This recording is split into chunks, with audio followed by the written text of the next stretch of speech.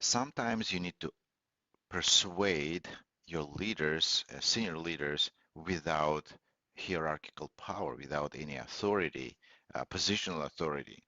How would you go about it? You consider presentations. Well, the problem is so many people consider the same approach. They use presentations to persuade somebody up the hierarchy, and they take a corporate template and put together some slides.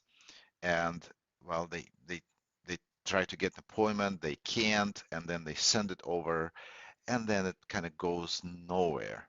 And they wonder why it didn't work. So, is there any better approach than that? How can you stand out?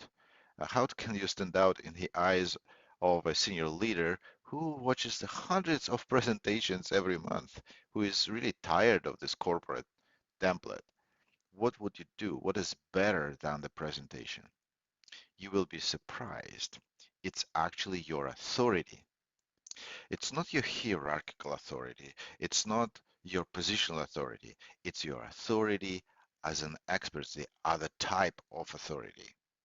And the way to do that is to establish your authority on the decision at hand. How can you show that you are a true expert and you have that expertise beyond their own? There are a few things that you can do.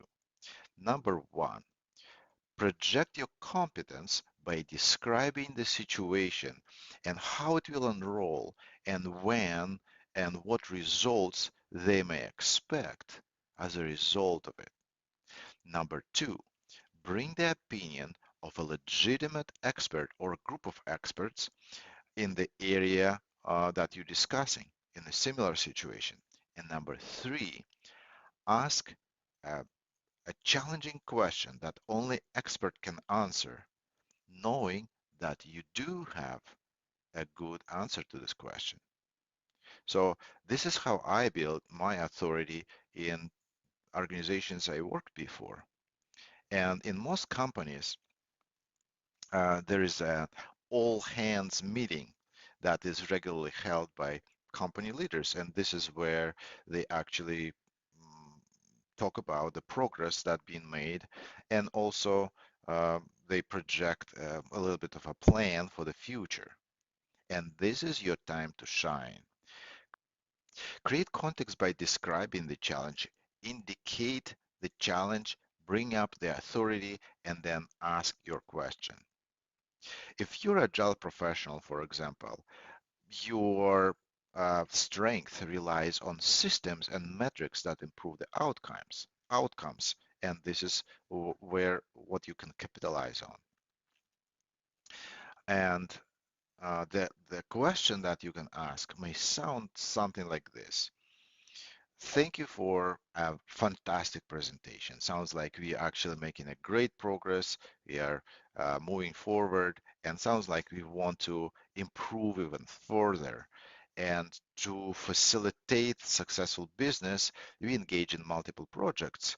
And well, we create the plans and we try to complete our projects according to our plans at the specific dates, and we measure our results by how accurately we actually follow the plan. And many times, um, sometimes, life gets in and uh, we we get a challenge and we have to replan and create an easier plan for us, easier deadline uh, to complete the project. And in Toyota company, uh, the management came up with the concept of cycle time. And this is how they measure their efficiency of their projects and the early indicator of whether the project goes well and how they can improve it, how they actually understand if the plan was challenging or it was too easy. And that made Toyota one of the leading, if not the most, the first leading automotive company in the world. What systems do you endorse to assess the effectiveness of the projects that we make, and effectiveness of the productivity of the company overall. And then you stop and let them answer this question.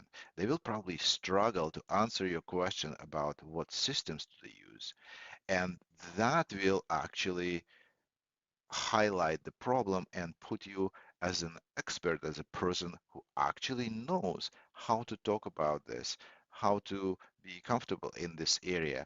And maybe they will come back to you and ask you what systems and what metrics you actually suggest to use in this challenging situation, how to improve, how to help the company improve.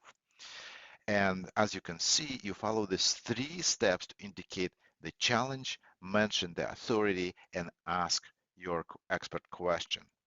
This builds your authority and open doors for further conversation between you and the senior management.